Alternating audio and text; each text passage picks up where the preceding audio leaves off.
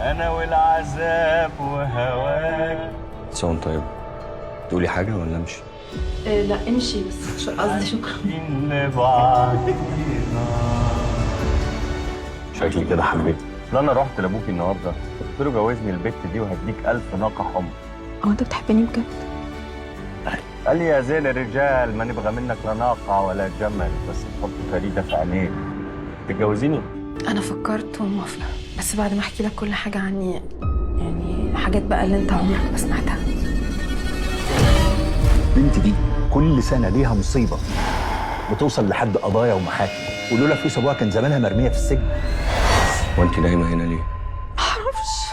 انا عايزك تحكي لي من الاول اي تفاصيل شفتيها. هو انا محبوسه هنا ولا ايه؟ محبوس. تصدق وحشتيني. انت وحشتني. انت عايزه توصل ليه اوحش من اللي هي فيه ده؟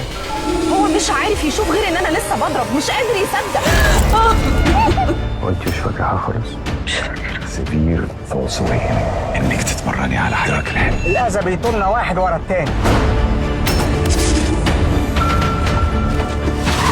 انا ما بقاش عندي في حياتي اهم منك يا انت فندم. اكيد اتجننت.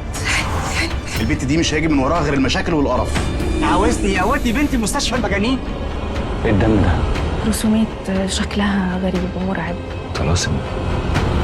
بسم الله الذي لا إله إلا هو. مش عايز حد في البيت ده إلا اللي من دمها. معلش يا مالك، خلي الشيخ يعرف يشوف شغل. الراجل ده بيعمل ايه في اوضه نوم؟ اخرس، سيبها هي اللي ترد. مالك؟ في سامع؟ وما كانش في اي حنفيات مفتوحه. والله مالك انا مش مجنونه. حصل خير. اللي على بنتك جن عاشق. حبيتك. مالك